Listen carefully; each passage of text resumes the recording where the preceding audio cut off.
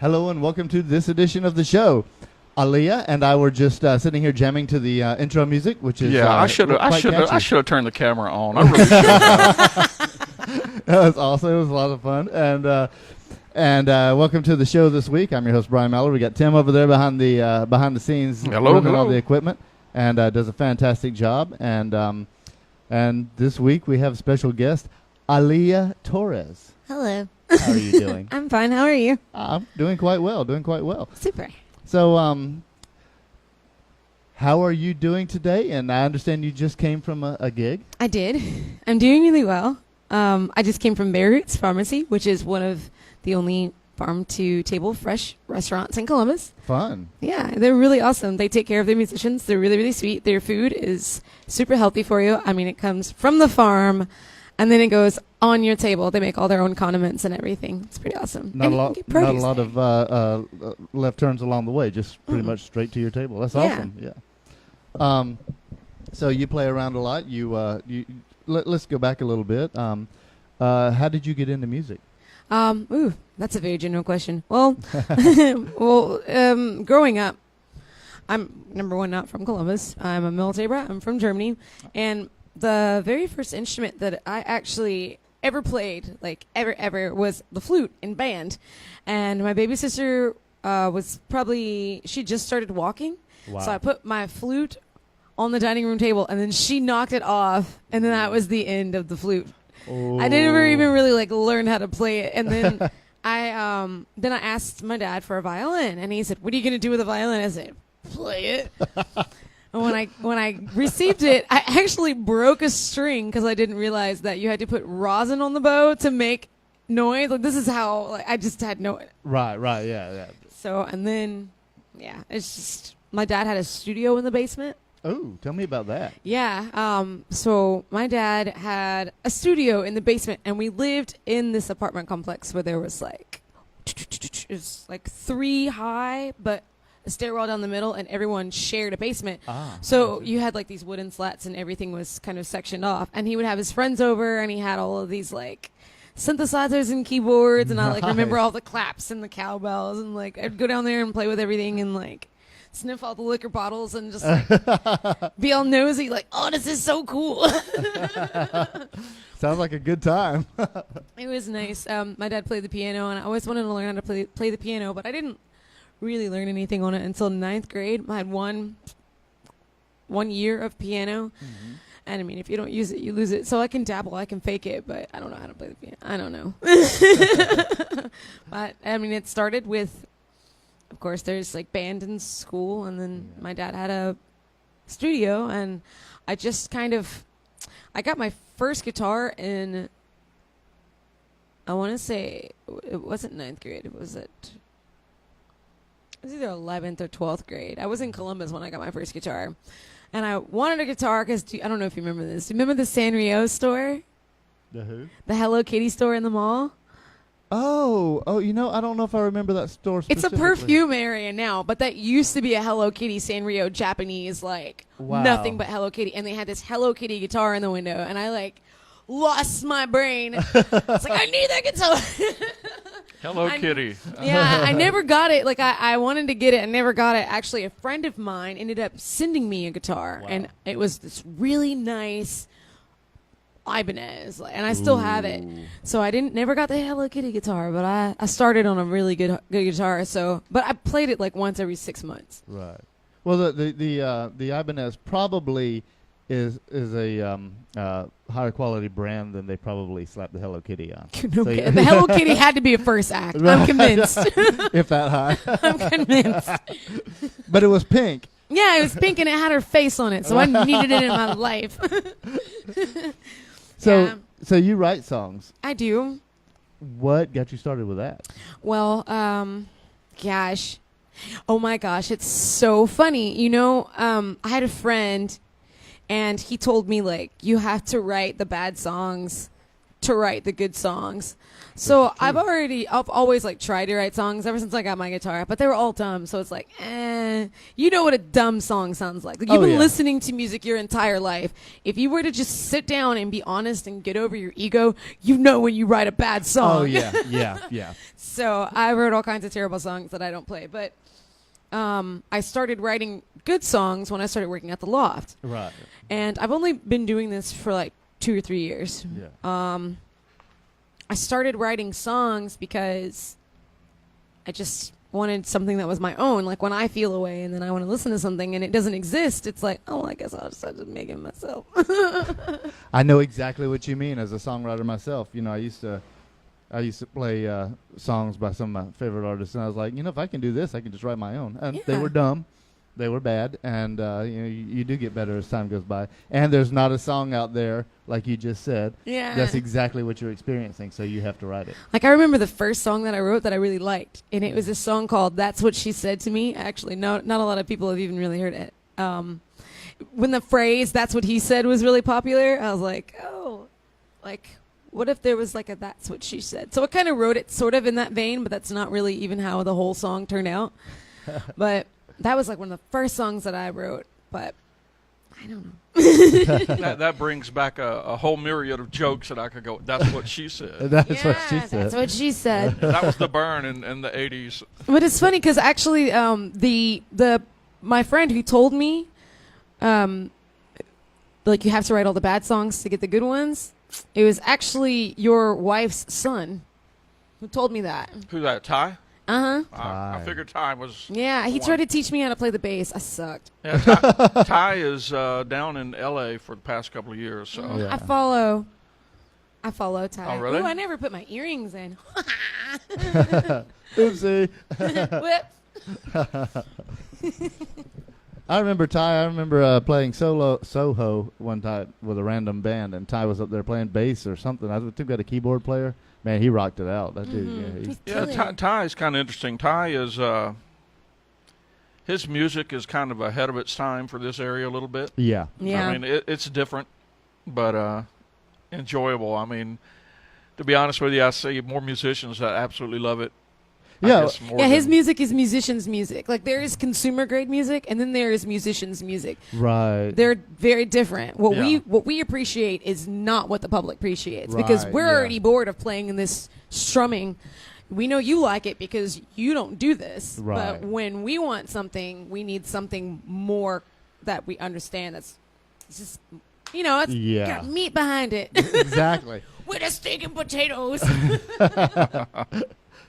I remember watching Ty at the Loft open mic years ago, and he was using laptops and stuff. And I watched him evolve because, like when a lot of people get into the laptops and the pedals and stuff, they have a tendency to take a long time to set up and stuff. But then later on, he was like whap, and he would just tear it up. I mean, he's really good, really good. And I hope I miss him. Definitely hope he does well out there. Now, what's your muse? What do you write from? My heart. Hey, that's a good place. That's it. Like, if you ask me, what does your music sound like? I don't know. Everything I listen to is different. I'm a sound engineer. I appreciate all music. I grew up on all styles of music. I was raised more on Prince than Michael Jackson, I can tell you that. But my favorite musicians are Bjork and Tom York. But I listen to everything from Queens of the Stone Age to Frank Sinatra to... Frank Sinatra. Oh, man. Right? I was just asking Stacey the other day, when is the next Frank Sinatra coming along? Where are you, man? There's been many wannabes. As a matter of fact, I was listening to one, probably at least one tune, which is Michael Bublé, and he is a wannabe. But yeah, I mean, just all of it. My influence is just, if I hear it and I like it, then that's my influence. That's always been me. I've always liked the song rather than necessarily the artist. And, I'm going to say this just off track since, this show is about primarily artists around the area. Right. And we tend to kind of, let people know when one passes away. We had one pass away, and Frank Sinatra brought him to mind, which is Jerry Lewis. Jerry Lewis passed away.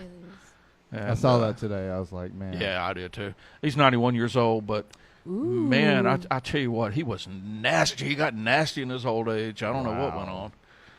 Maybe a little I don't care anymore or dementia, one of the two. One of the two. But he, because people, they get old. They either have an issue, or they're like. I mean, think about when you were born. Yeah. And now think about the iPhone. Like, the iPhone came out when I graduated. I'm not that old. Right. So when you think about somebody who's on their way out, this place is crazy to them. Yeah, well, that's and they're true. like, I'm so tired. And I love all these musicians that we have coming in because all of them love to rub it in my face how much younger they are than I am. Okay, I have a bald spot and I have gray hair, so I have a bald spot. I just spike it up so it looks good. we're not going to go there. We're not going to go there. I love it. Well, Tim, do you have a commercial handy that we can go to? That's what she said. No, I'm not going to go there. Okay. Yeah, we have one ready to go. Come back in just a minute and talk to Aaliyah about some of her current goings on. Yeah, I might go put earrings on. And hopefully we'll get Aaliyah will play something for us too. Oh yeah.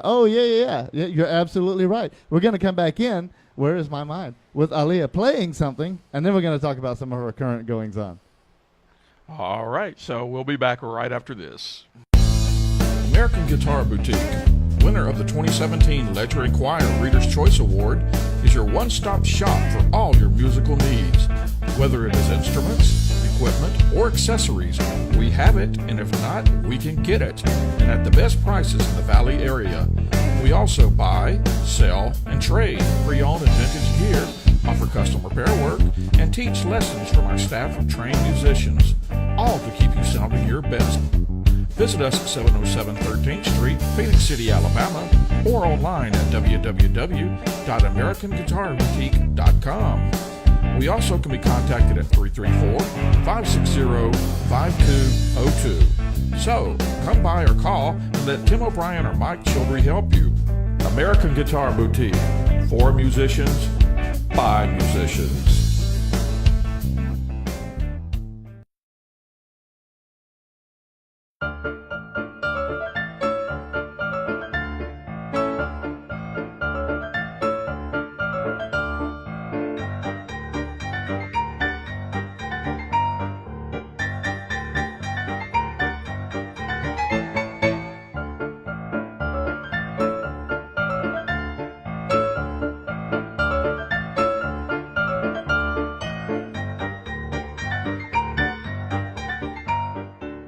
Timeless beauty at the Gypsy Cherub, 3760 Woodruff Road, Columbus, Georgia. Class is back in style. Let's all go to the lobby. Let's all go to the lobby. Let's all go to the lobby to get ourselves a treat. Delicious things to eat. The popcorn can't be beat. The sparkling drinks are just dandy. The chocolate bars and the candy. So let's all go to the lobby to get ourselves a treat. Let's all go to the lobby to get ourselves a treat.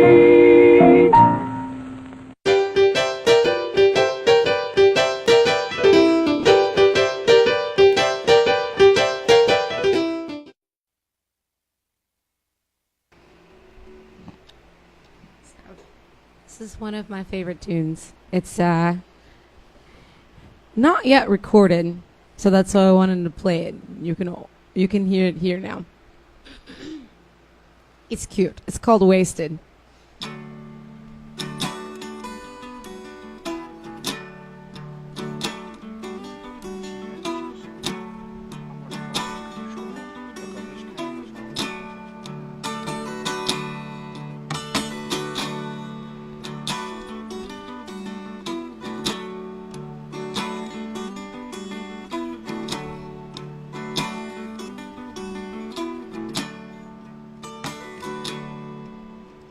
When you're not here, the house stays messed up.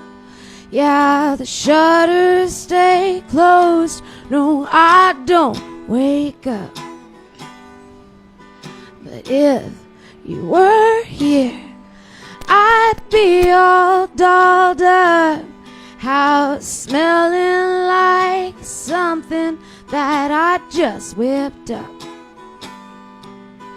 And I'd keep you near with a kiss and a beer.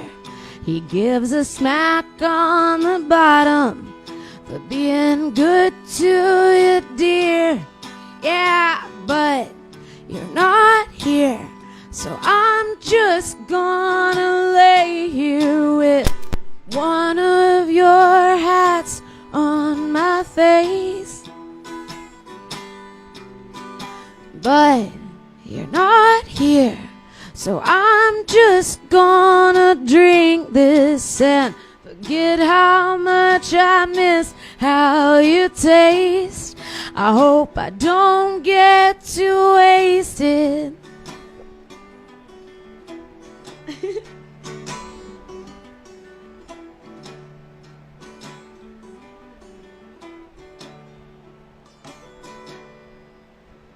When you're not here, I wear all your stuff. Yeah, the dirtier the better. I can't love it enough. But if you were here, I'd be pulling through dresses to match one of your fine button-ups. Don't be too worried, I'd hear you say it's just gonna wind up on the floor anyway. Yeah, but you're not here, so I'm ordering pizza and keeping lights dim in this place. But you're not here, so I'm just gonna drink this and forget how much I miss how you taste. I hope I don't get too wasted. I hope I don't get too wasted. I hope I don't get too wasted.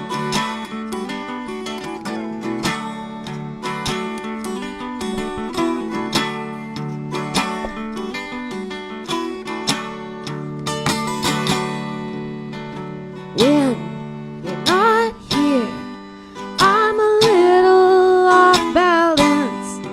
Won't you please come home, darling, sweet babe?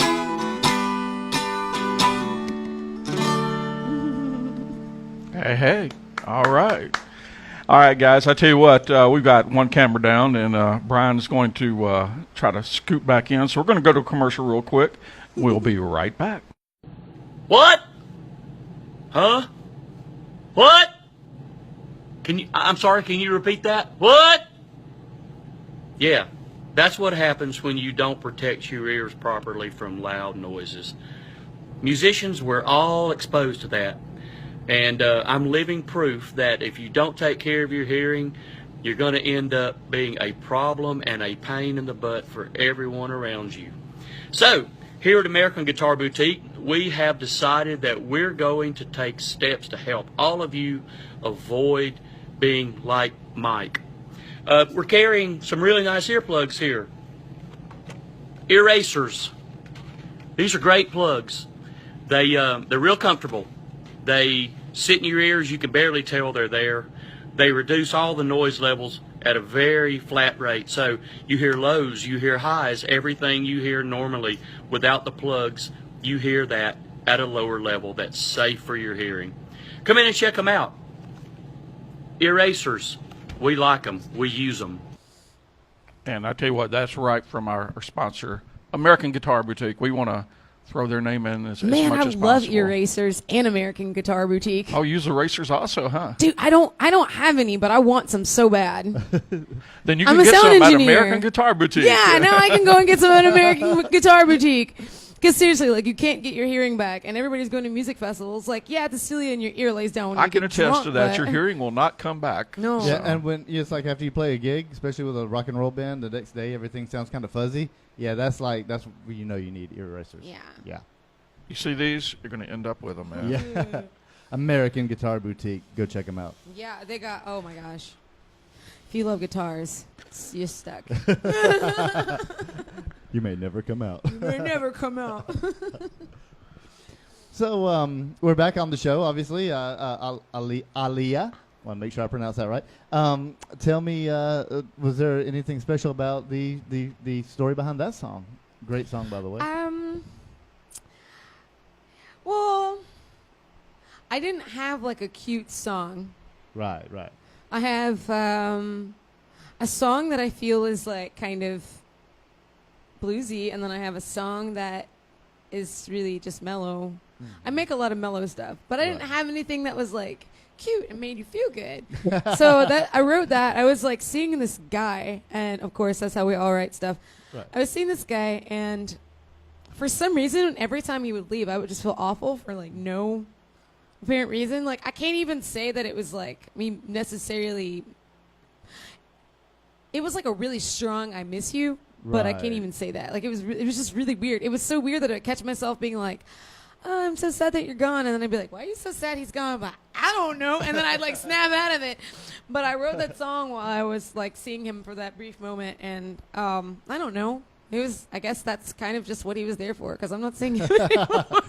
I got a good song out of it. And that's what's important, folks. Yeah. When you get a good song out of it, that's what's important.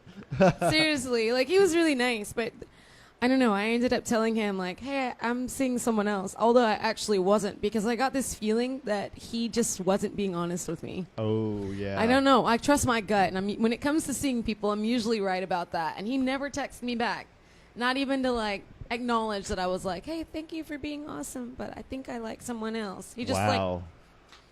I was like, I think I was right about that. Yeah.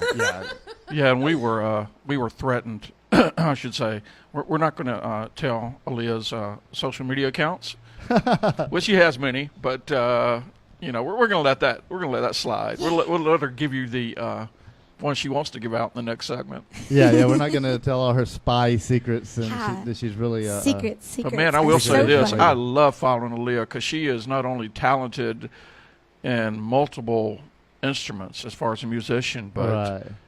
she's got this really cool way. Whatever picture she takes is always art. Right. I mean, it's really cool. It's really cool to Thanks, see. man. I appreciate that. And From this day forth, I shall be following Aliyah. yeah, it's something you will not regret doing. I enjoy Instagram. I wanted to be a photographer and a web designer when I got out of high school. So I like photography. It's fun. Well, we still would have had her on the show. So Right. Yeah. We can put anybody on the show. Now, what made you veer away from photography? Well, there are a couple of things.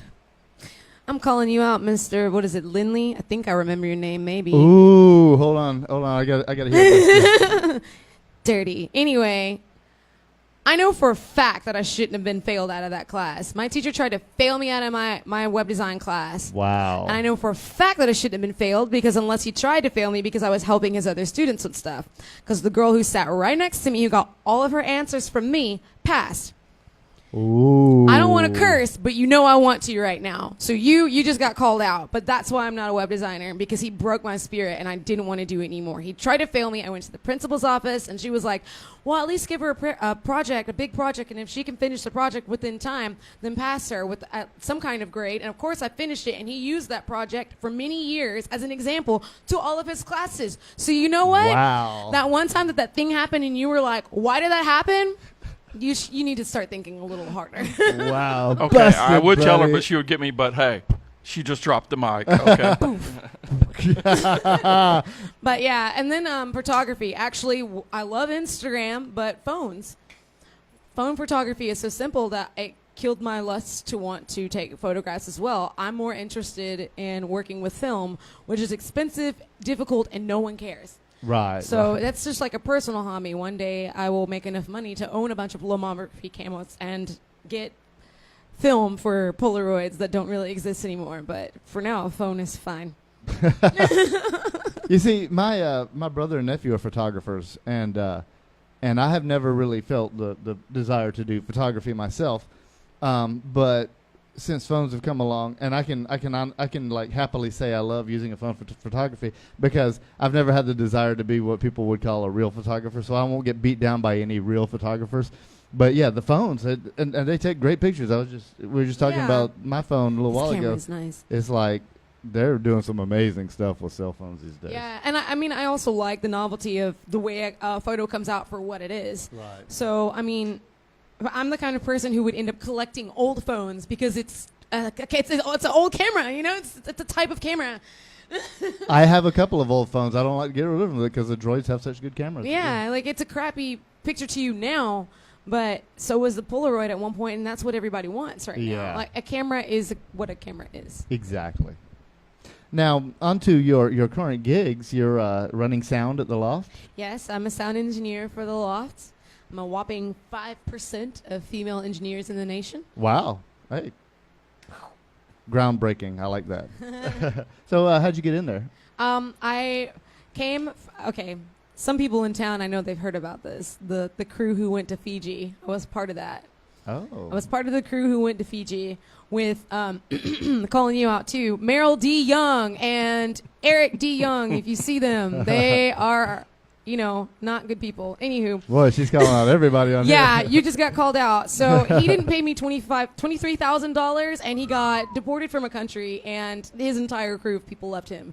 So wow. He drank all of the money from his dead mother. He's an awful person. Ooh. So when you go through something that's really, really terrible and you lose everything in your life and you don't have any money and you have to come back with absolutely nothing, you kind of come back fearless. So it's like, I don't care Right. what happens. I'm going to do what I want to do, and I want to learn how to do sound. I was serving at the Loft, and every time I would come up to my friend Steve, I was like, show me, what is this? What is this? He'd be like, well, this is an XLR. This is the female end. This is the male end. Alia, you've got a table. Rats. Like, every time. So I never got to learn. So when I came back from Fiji, I was like, no, I'm going to do what I want to do. And I was like, you don't have to pay me. I don't care. Just let me follow you around and learn something. And I started learning with Steve Thompson. He plays the bass and the drums. Killer. He plays the drums so well that he doesn't really play the drums anymore. He's so bored with it. He's so good.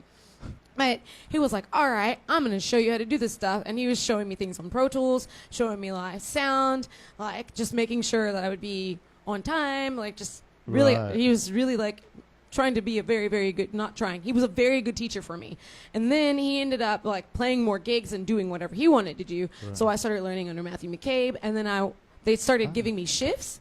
So I started having my own shifts at the Loft, and then I got more experience, and then I was like, all right, I'm really going to do this. And Matt McCabe got me a job at CSU, and I became the production assistant for the recording studio there.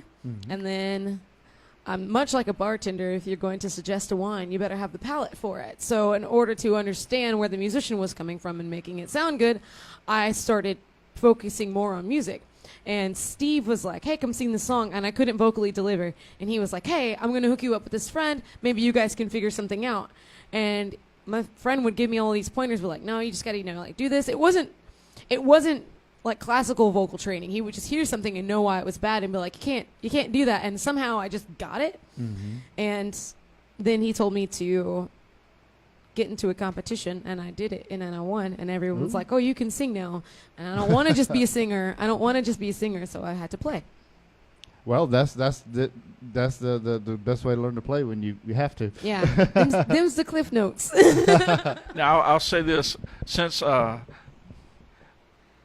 say it for me once again. Alia? Alia. It's See, like, Alia, I'll get out of my... No. I'm from the South. I know Bubba and so forth. But since Alia is calling everyone out, send all hate mail to Moderately informed. Yes, Senator 2, moderately informed. Yes. I don't know why. I just had to call those people out. You guys were awful, but thanks. Now, there's wouldn't be me without you. There's one thing that I want to kind of bring up with her.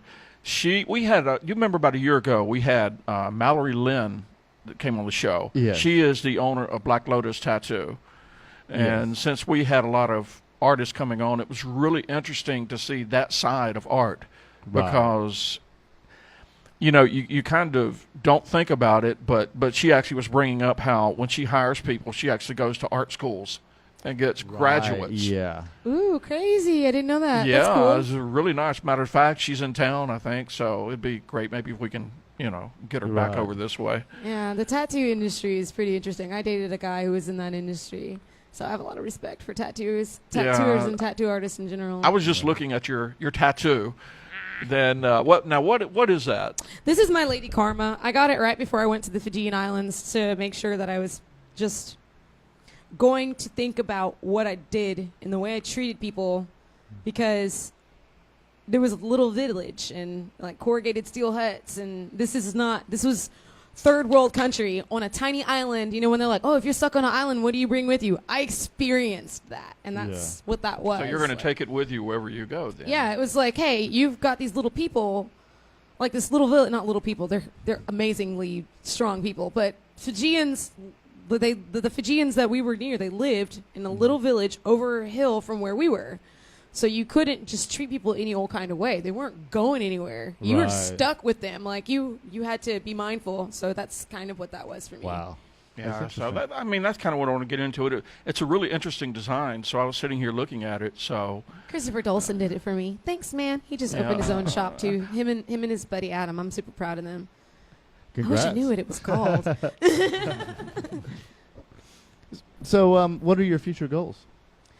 Currently, I want to play out and I want to travel. I really, really want to play out and I want to travel. I've only played 3 venues: The Loft, Beirut's, and I went to Eddie's Attic for... I like Eddie's Attic. I love Eddie's Attic. The Eddie's Attic felt like The Loft to me. So it was like I was at home. I felt really comfortable.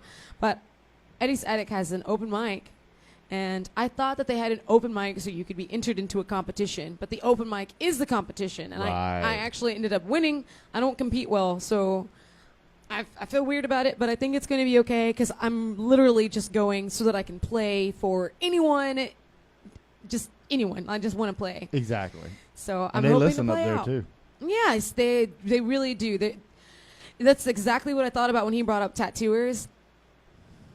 Why is this about calling people out? Hey guys, who are getting tattoos? Tattoo artists are artists. They're not copy machines. So musicians, we don't like playing the music that you hear on the radio. Somebody had to make a new song for you to hear that radio. Try to listen to our new music. We have you in mind when we do it. I swear we love you. Well, yeah, and I thought that exact same thing. Is musicians are the only artist who has to pretend to be a different artist to get a job. No, actors do that too. No. Well, no, they pretend to be a different person, but not a different actor. Yeah, you're right. Unless they're playing that actor. A musician has to pretend to be a different person when he goes to get a job. Okay, let's just put it in perspective. Most people have to prostitute themselves to make a living, okay? Well, you don't go to an artist, there's an artist in town who's going to put on a show. He doesn't have to paint nothing but Van Goghs in order to get people to come see his artwork. Yeah. Whereas a musician has to play the other people's music to even he get has you to to play listen. Van Goghs in order to get people to come listen to him. No, well, that's one thing that I kind of like. I know they're still doing cover tunes, but sometimes I know do Aaliyah's your way. down there a lot, if not every week, but down at the Loft every Wednesday. Tim O'Brien. Tim O'Brien, the Blues Jam. Yeah, and my brother. Which, by the way, I heard you were on his brand new show the other day. I was. No Cover Magazine. I'm super excited. Cool. They're going to put us out of business, but hey, that's impossible. He's your brother. Hey, I 100% back them up. There's nobody who can fire us but us. I love the fact that when these guys play every Wednesday night, if you are in the area and you just have never got on a stage before and you want to get on a stage, go down to the Loft every Wednesday night. And that's what they do, is they give you the chance to just get on the stage with, musicians that have been around for a while. And sometimes you see Grammy Award-winning artists, they'll come in.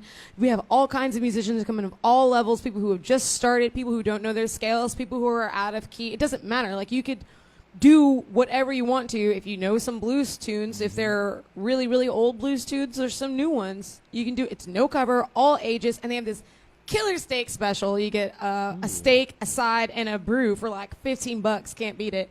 And then there's an open mic. We just started an open mic before that. So if you're like a singular acoustic act and you just learn a new tune or just want to, strut your stuff, see what it's like to play in front of people, it's right before the blues jam. It starts at 6. You had me at steak, okay? Right. You're speaking to my heart. But I'll tell you what, if you want to, we need to go ahead and hit the next set of commercials, the last set, and come back and kind of wrap things up, find out where we can find Aaliyah, where she wants us to find her, and go ahead and ask your questions. It's what I like to call the pimping section. On with the commercials. Hello, I'm Catherine Childry with Let's Vocalize. For over 35 years, I've coached vocalists and groups privately. I also perform vocal workshops training choirs. I'd love the opportunity to show you how direction, discipline, vocal health care, and regular practice can drastically improve you, your group, or your choir's performance. Call me at 706-536-6123 or visit us online at www.letsvocalize.com. I'd love to help you offer your best gift. Yes, Toddy, the chocolate malt in a can. It's so good hot. It's so good cold. It hits the spot with young and old. Yes, Toddy pleases everybody. Delicious chocolate malted toddy, made with rich, real milk, not powdered milk. So come and get it, everybody.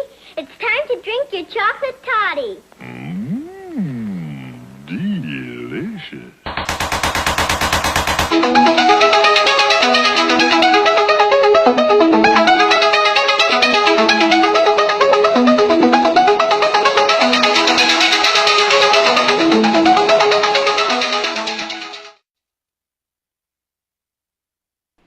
Guest Show-Alia Torres. I've got to watch that commercial. Everyone always gives me the strangest look whenever I play that commercial. And here's the deal. I truly hope these commercials, the sound's going through, because I'm not getting any sound level over here in these commercials. Yeah, no, I'm getting it on the board, and it's just the output. But, if it doesn't, we'll try to. He's got new toys. But, hey, we got the most important part. We got the interview going, so. Guys, you have my permission to fast forward through the commercials if you're watching this. There's always an annoying part of getting new toys. It's the section in between getting them and playing with them. Yeah, it's like that. Especially if the manual is not concise. Yeah. But getting new toys is fun, but when the manual sucks. Yeah. I will read a manual during jury duty. That's fine. If your manual sucks. Yeah, then it's no good. Now, this is what I like to refer to as the pimping section. Where can we find you? Where can all of our lovely audience members find you and the products, music that you have to offer? Awesome. Okay. I have a Facebook, Show-Alia Torres, ALIA. It is a page, not a person. So the Facebook has this new update where you can look at places and all these things, and there's things that says like groups and people, pages. Right. So if you don't want to do that, if you typed on your Facebook at Show-Alia Torres, you should be able to click that. That's also how you tag it. So I have a Facebook page. I have an Instagram, ALIA TORRES, Show-Alia Torres on Instagram. I put my posters whenever I'm going to play a new show on Instagram. Cool. I use Bands in Town, and I use that to update my calendar when I'm going to have shows. You can also look up other artists using that, and it's really convenient because it's all of this social media that I use is all directly linked to my website. Right. So when I post something on Bands in Town, it goes to my website, shoaliatorres.com, and I run my website myself. I run my Instagram. I do everything myself. There's a mailing list. It's all really, really new. I've got 4 tracks. I do not use Spotify. I do not use Apple Music.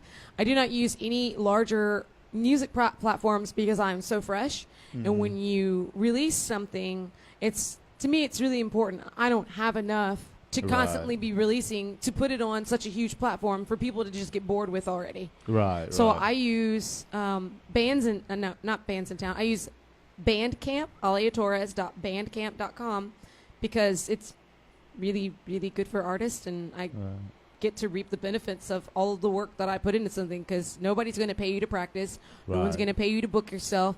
Being a musician, there's a reason why I didn't get it. Oh, you must want to be broke. No, like being a musician, nobody pays you to do anything that you have to do. Right. So you just do it.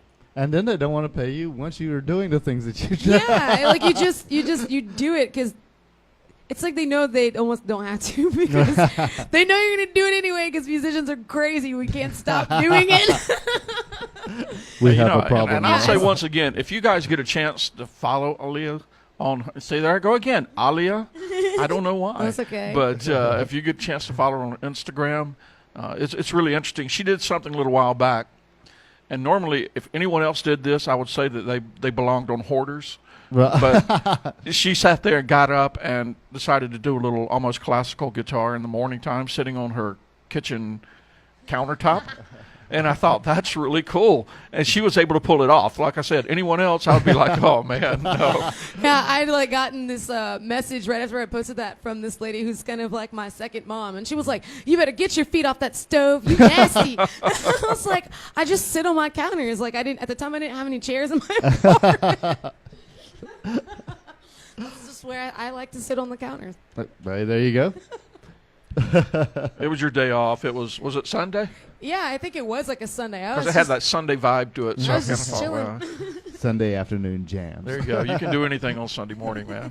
Sunday is our Friday when you're a creature of the night. Exactly. Yeah, when you work in a bar, Sunday is your Friday. Yeah. Oh, I did that. I feel your pain for a long time. So what advice would you give to aspiring anything artists? The advice that I would give to aspiring anything, because I feel as though I can see into so many creative what people do, and I feel as though a lot of people are like musicians, or if you're in the military, or no matter what you're doing, a lot of it is very similar. So just, I don't know, breathe. Breathe. It's going to be okay. Nothing worth doing is easy. No, I know. But I mean, if you're going to do something, just enjoy it. It doesn't matter. Like, just enjoy yourself. Everything is brief. That's good advice, actually. Yeah. That's what I've got. I'm thinking of taking guitar lessons, and I was talking to Skylar Softly, who's been on the show a couple of times, and that's what he was telling me. He said, "Listen, don't do it for any other reason except just to enjoy yourself." Yeah. Yeah. If you don't enjoy playing music, the wonderful thing about music is that when you experience music through another person, everything about it is so honest that if you don't like a musician, there's usually a very obvious reason for it. Like if the musician is playing to get women, his music is going to sound hollow. Right. If you are playing because if you're playing music but you are bored of what you're playing and you don't want to learn anything new, people are gonna.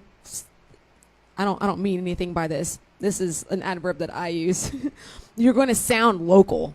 Like, you know how when a local musician, they'll play other places, but there's some musicians that for 15 years, they only play in town. Yeah. Like, if you just got to put some heart into it. If you're not having fun with it, other people can feel that. Right. You can feel, it's just like you could feel what's in your food, you can feel what's in your music. When you eat your food, if somebody loved what they were doing when they made it, it's going to taste better. Even if it's not the great, it's still going to taste better than if somebody just didn't care.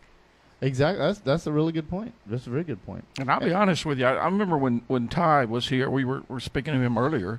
I guess I was looking at his music from what Alia said, the consumer point of view, way back then, because I was like, I don't understand it. I don't. Right. But you know what? Since we've done this show in the past year and a half, and you start to see the different views that you get or the different artists or whatever, then you really begin to appreciate it. And to be honest with you, I really hope he comes back soon because it'd be a real treat to hear him. There's one thing that I realized in my 2 to 3 years of doing this that aggravates every musician that any person who is not a musician, a lot of the times they don't hear it. Not a lot of the times, they don't hear it.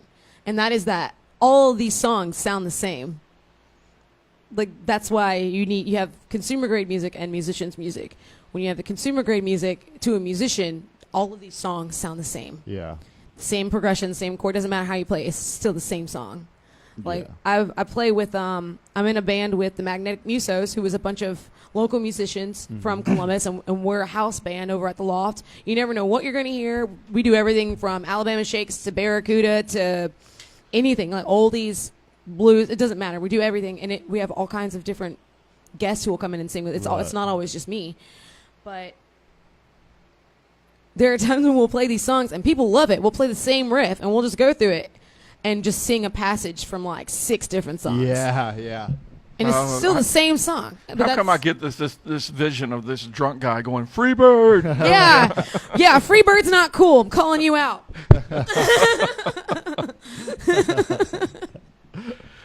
Well, Freebird is not cool.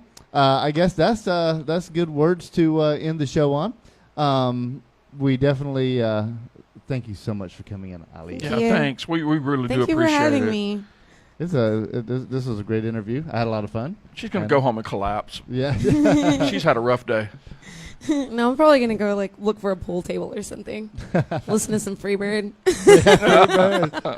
Freebird. Well, until next time, I'm your host, Brian Mallory. We got Tim over there working. We got Show-Alia Torres, and this is the show. I just punched myself in the face with the mic.